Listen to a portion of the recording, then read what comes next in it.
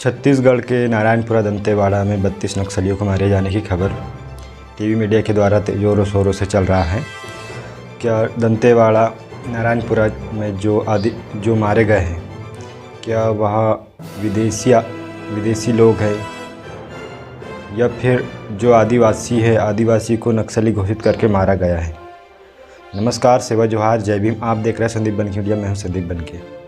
साथियों, नारायणपुरा छत्तीसगढ़ में अभी रोज़ खबरें चल रही है, टीवी मीडिया के माध्यम से लाई जा रही है कि छत्तीसगढ़ के नारायणपुरा दंतेवाड़ा में 13 से लेकर 20-22 नक्सलियों को अब तक मारकर उनके शव ला चुके हैं और 32 नक्सलियों की खबर बताई जा रही है।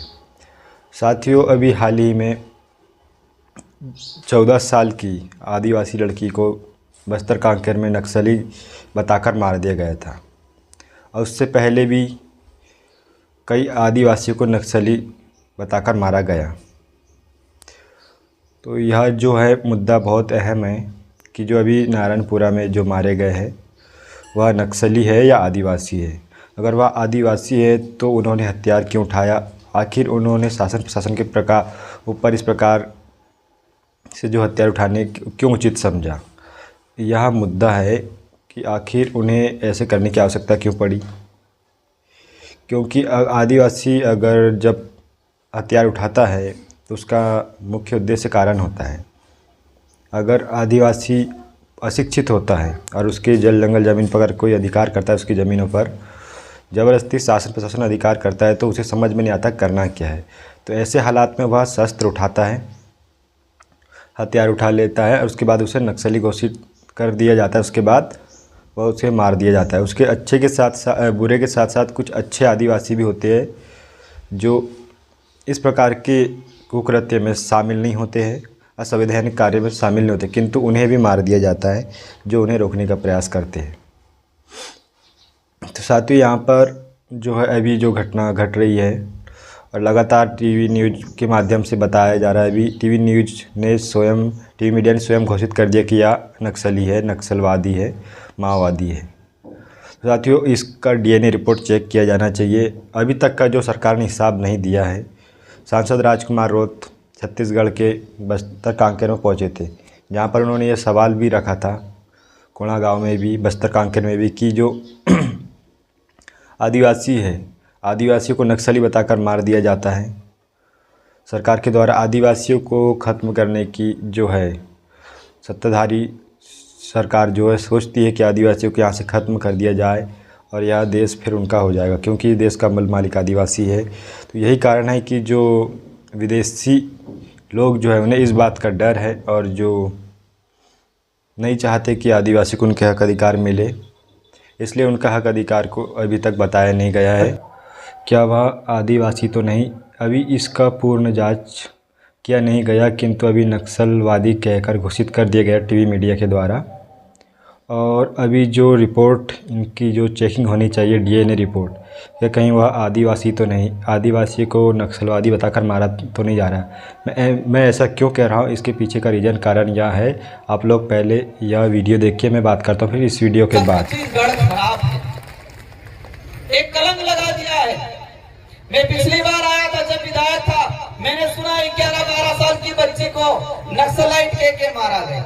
इस बिंदु में भी लिखा है कि आदिवासी समुदाय को कुछ लोग प्रशासन के सहयोग से इनको बदनाम करके नक्सलाइट का धब्बा लगा के उनको मार दिया जाता है। पिछले इन 8 महीनों के अंदर छत्तीसगढ़ में 150 के आसपास लोगों को मारा गया है नक्सलाइट के नाम से। मैं ये नहीं कह रहा हूं कि सारे के सारे निर्दोष थे, हैं कुछ लोग गलत, लेकिन इसमें कई ऐसे लोग हैं जो बेचारे निर्दोष हैं। हो रहा है कि नहीं हो रहा है? हो रहा है। ये किस लिए हो रहा है? यहाँ पर मैंने एक चीज देखा, इस इलाके के अंदर कई इलाका ऐसा है जहां पर आदिवासियों की स्थिति कैसी है वो नहीं पता है। आदिवासियों को एजुकेशन मिल रहा है कि नहीं मिल रहा है वो नहीं पता है। आदिवासियों के गांवों तक सड़क घाट जाइए, बाकी आदिवासी जहां मॉल न्यूट्रिशन है, जिसको आप लोग कुपोषण बोलते हैं, वहां जाइए, आपको सबसे ज्यादा ब्लड कैंप्स मिलेंगे। दलितों में कम दिख रहे हैं, क्योंकि इनको ऐसा लगता है कि यहाँ पर वो सिकल सेल जैसी बीमारी रहती है, तो इनका ब्लड लेकर हमको सिकल सेल हो जाएगा, तो डर लगता है इनको थोड़ा। लेकिन जो रिकॉग्नाइज आदिवासी होते हैं उनमें थोड़ा कम है सिकल सेल का, और वो 70% कम है।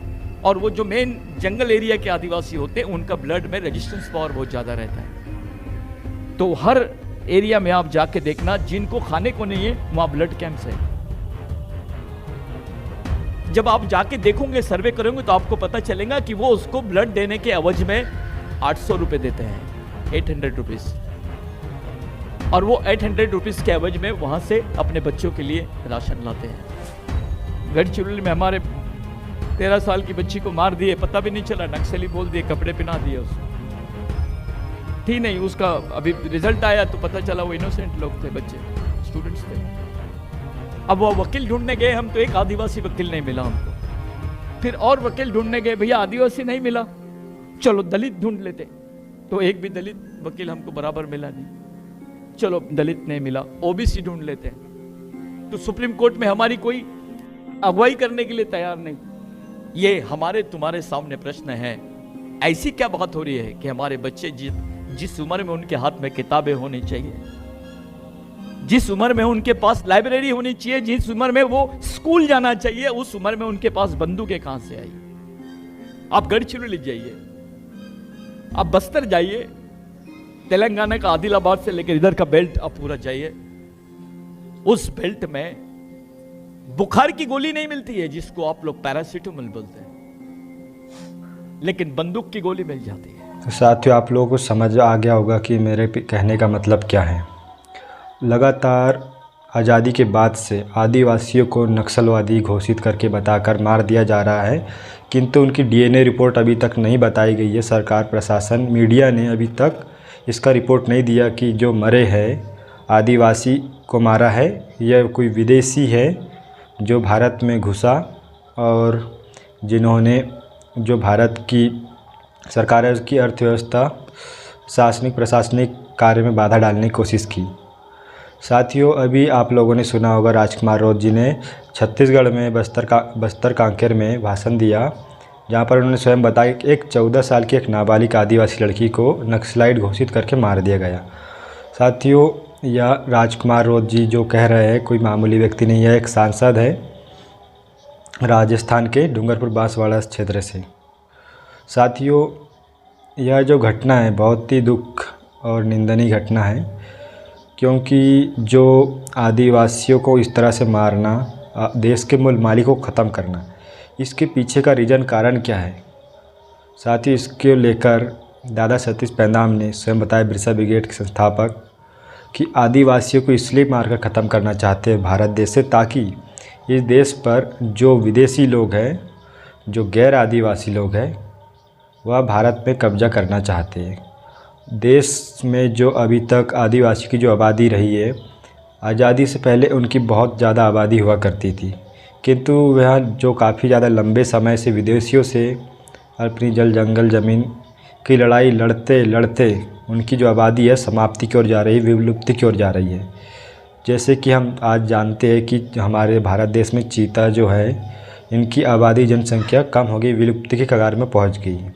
इसको लेकर प्रधानमंत्री मोदी जी ने विदेश से चीते लेकर आए थे और इंडिया में छोड़े, जिसमें से कुछ अपने आप मारे गए और कुछ को जंगल में छोड़ दिया गया। तो साथियों, यहाँ भी जो है आदिवासी अब धीरे धीरे विलुप्ति कगार में जा रहा है। यह जो है गैर विदेशी लोगों के द्वारा यह शिकार किया जा रहा है, यूँ समझ लो।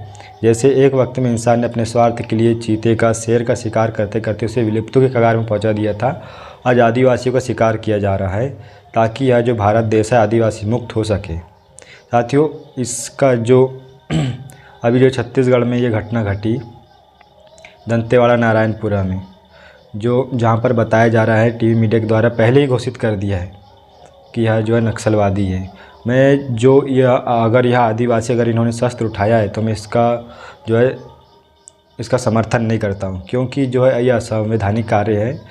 लेकिन यह अगर आदिवासी है तो अगर यह शस्त्र उठाने पर मजबूर हुए हैं तो क्यों हुए हैं, इसका जो है सरकार ने अभी तक आंकड़ा क्यों नहीं बताया है, अभी तक इसके बारे में जानकारी क्यों नहीं बता रही है कि आखिर आदिवासी को शस्त्र क्यों उठाना पड़ रहा है।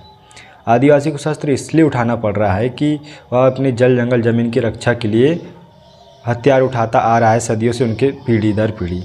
लेकिन आदिवासियों को अब समझने की आवश्यकता है कि जो है आज के समय में भारतीय संविधानिक तौर तरीके से कानूनी रूप से लड़ाई लड़ना पड़ता है।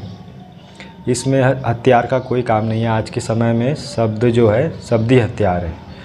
तो जो आदिवासी आज के समय हथियार उठा रहे हैं, मैं उनका समर्थन नहीं करूंगा, क्योंकि हथियार उठाना बिल्कुल भी ये गैर संवैधानिक कार्य है, संविधान के अंतर्गत नहीं आता है। हमें कानून के तहत ही कार्य करना चाहिए, कानून के अंतर्गत में रहकर। क्योंकि आदिवासी जो समाज है, मैं स्वयं एक आदिवासी हूँ और आदिवासी क्षेत्र से हूँ, तो मैं देख रहा हूँ कि जो आदिवासी समाज है, जो युवा पीढ़ी है या उससे पहले की पीढ़ी रही है, एक तो बहुत कम उम्र में ही वह 13 से 14 वर्ष की आयु में ही मजदूरी करने लगता है, लड़का हो चाहे लड़की हो। तो मजदूरी करते करते वह उसकी जो रुचि है पढ़ाई से हट जाती है, उसकी रुचि जो है बनी मजदूरी करने में लगी रहती है। और जैसे ही उनके क्षेत्र में जब वे जैसे बड़े होते हैं और उनके क्षेत्र में से कोई बांध या टाइगर रिजर्व के नाम से जो ज़मीन कब्जाने लगती है या खनिज संपदा निकालने के लिए, तब वह हथियार उठा लेते हैं। या फिर इस प्रकार की जो घटनाएं जो घट रही है, अभी जो घटी है, नक्सलवादी कहकर मारा गया है, तो इस प्रकार की जो घटनाएं जो इसको अंजाम फिर प्रशासन दे देती है सरकार के द्वारा। इसलिए जो है आदिवासियों से मैं अनुरोध करना चाहूँगा कि आप लोग जो है अपने बच्चों को अवश्य पढ़ाएं, डॉक्टर, वकील, इंजीनियर बनाएं। और सबसे ज़्यादा आज के समय में आदिवासियों को अपना इतिहास जानने की आवश्यकता है। आदिवासी नहीं जानता कि वो कौन है भारत में, वह नहीं जानता कि भारत का जो मालिक है आदिवासी है, मतलब वो स्वयं मालिक है देश का। और जो शासन प्रशासन है ये इस गैर आदिवासी है कह सकते हैं, क्योंकि संविधान में प्रावधान है जो आदिवासी क्षेत्र है वहाँ पर शासन प्रशासन हस्तक्षेप नहीं कर सकता, क्योंकि जो है आदिवासियों को प्रावधान है स्वशासन का, आर्टिकल अनुच्छेद 13 और 5वीं अनुसूची के अंतर्गत। आप लोग देख लीजिएगा जो आदिवासियों की जो और बॉम्बे लैंड रेवेन्यू रूल्स जो है उसके तहत जो है आदिवासी की जो ज़मीन जल जंगल ज़मीन है वहाँ पर सरकार को भी हस्तक्षेप करने की प्रावधान नहीं है कानूनी तौर पर। किंतु हम देख रहे हैं कि यहाँ पर उल्लंघन जो है दोनों तरफ से किया जा रहा है। एक तो आदिवासी जो है वह भी शस्त्र उठा लेता है, क्योंकि उसे समझ नहीं आता कि मेरी ज़मीन कैसे बचाऊँ मैं, तो वहाँ क्रोध में गुस्से में शस्त्र उठा लेता है और इस प्रकार से जो है प्रशासन उसे मोती घाट उतार देती है। लेकिन यहाँ पर गलती एक ही की नहीं है, गलती दोनों तरफ से हो रही है यहाँ पर। जैसे कि शासन प्रशासन सरकार जो है हर 5 साल में सरकार बदलती रहती है। क्या उन सरकारों ने अभी तक आदिवासी को बताया कि भैया आप इस देश के मालिक हो, आपको यह अधिकार प्राप्त है कि भैया हम आपके जो जल जंगल ज़मीन है उसको छीनने का कार्य नहीं करेंगे, और जो आपकी जो ग्राम सभा होती है हम ग्राम सभा में हस्तक्षेप नहीं करेंगे? नहीं, अभी तक जितनी भी सरकार आ रही है बस हिंदू मुस्लिम धर्म, यही दंगा फसाद चल रहा है। और जो विकास है, जो एजुकेशन है, उसको लेकर कोई कार्य नहीं कर रही है सरकार। बस दंगा फसाद ही कराना मेन मकसद रह गया है, ताकि सरकार हमारी बनती रहे। और जो आदिवासी है इनका मुद्दा बिल्कुल साइड में ही कर दिया है। आप कहीं भी जा पढ़िए, आज के समय से या पहले के समय से देख लो किताबें हमारी, आदिवासी को कहीं इतिहास ही नहीं है। आदिवासी जो है भारत के 75% ज़मीन आदिवासियों की है। आदिवासियों गढ़ किला रियासत राजा रानियाँ कितने थे, उनकी आबादी कितनी थी, कोई आंकड़ा नहीं पढ़ाते। स्कूल में पढ़ाया जाता है हिंदू मुसलमान रामायण महाभारत, यह क्या पढ़ाई है? यह आदिवासी को उनके इतिहास से वंचित क्यों रखा जा रहा है? और जो आज के समय में जो आदिवासी लोग हैं, मैं देख रहा हूँ जो जल्द से जल्द हथियार उठा लेते हैं। आखिर उन्हें पढ़ाई में क्या दिक्कत है? मानता हूँ कि आज सरकारी स्कूल जो है सरकार ने ढप कर दिया है, किंतु आप भी तो अपने बलबूते पर पढ़ सकते हैं। जैसे हमारे बिरसा मुंडा जी ने और जैसे हमारे टंट्या भील जी ने कैसे संघर्ष किया पहले के समय में। जैसे कि 1,30,000 ग्राम सभा कहते हैं टंट्या भील ने बनाए थे, और तब जाकर जो है आदिवासी को जो अपनी जल जंगल ज़मीन की सुरक्षा मिली थी और उन्हें नौकरियां मिली थी, सरकारी नौकरियां। जो टंटिया भील के आंदोलन से मिला था।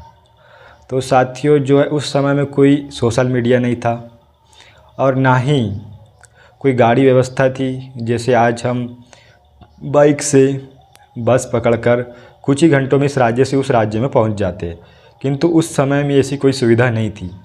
उसके बावजूद भी टंटिया भील ने पैदल ही यात्रा किया, 1,30,000 ग्राम सभा बनाया, आजीवन जो आदिवासियों के लिए इतना बड़ा संघर्ष किया और उन्हें हक अधिकार दिलाया। तो क्या आज के आदिवासी के पास इतना सुविधा है? आज आदिवासी के पास इतना सुविधा होने के बावजूद भी आज उन्हें घर बैठे दुनिया की कहीं की भी कोई भी खबर मिल जाती है, किंतु आज भी आदिवासी जो है अपने मनोरंजन के साधन ढूंढ लेता है और बहुत ही कम उम्र में बनी मजदूरी करने लग जाता है। उसके बाद वह मोबाइल लेता है, कपड़े लत्ते लेता है और मेले शादियाँ वगैरह में घूमता रहता है। बस यही कार्य रह गया आदिवासी का, और यही कारण है कि आज जो है आदिवासी जो है विलुप्ति के कगार में पहुंच रहे हैं। क्योंकि जब उनके जल जंगल ज़मीन पर जैसे सरकार को पता चलता है कि इस ज़मीन में यह खनिज संपदा है या यहाँ से उनको ये फ़ायदा मिल सकता है, अभी उनकी इतनी अच्छी स्थिति हो गई है कि उन्हें कर्ज लेकर आएंगे आदिवासियों के नाम पर और उन्हें ही उनकी ज़मीन से उठाकर वह अपने काम बना लेंगे।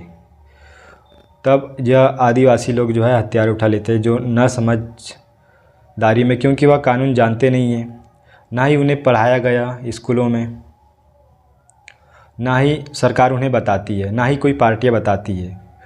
अब जो आदिवासी जागरूक होते जा रहा है, अब जो सोशल मीडिया का ज़माना आ गया आज के समय में, उसके बावजूद भी जो है आदिवासी समाज इतना पिछड़ा हुआ है। इसका कारण यही है कि आज जो है आदिवासी आलसी हो गया है।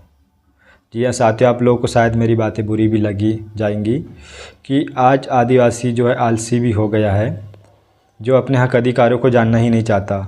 अपने आदिवासी को जानने की क्या ज़रूरत है? सबसे खास चीज़ ज़रूरत है आदिवासियों को अपना इतिहास भारत में, और वह अपने आप को पहचाने कि वो कौन है, और भारतीय संविधान और कानून, ये चीज़ जानने की आवश्यकता है। अगर हर आदिवासी जान लेता है, उस संविधान के अनुसार आचरण करता है, तो उन्हें कोई मार नहीं सकता और वह आसानी से भारत में अपनी मालिकाना हक अधिकार दोबारा से प्राप्त कर सकते।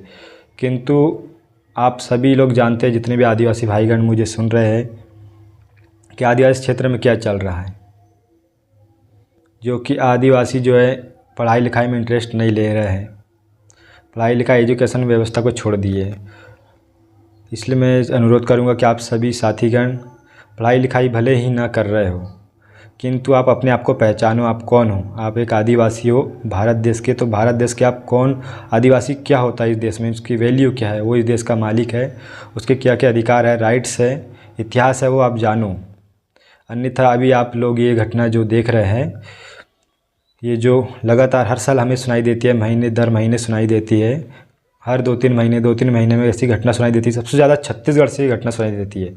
छत्तीसगढ़ नक्सलाइट क्षेत्र घोषित कर दिया गया, क्योंकि सबसे ज़्यादा जो है खनिज संपदा जो है भारत भर में छत्तीसगढ़ में सबसे ज़्यादा पाई जाती है।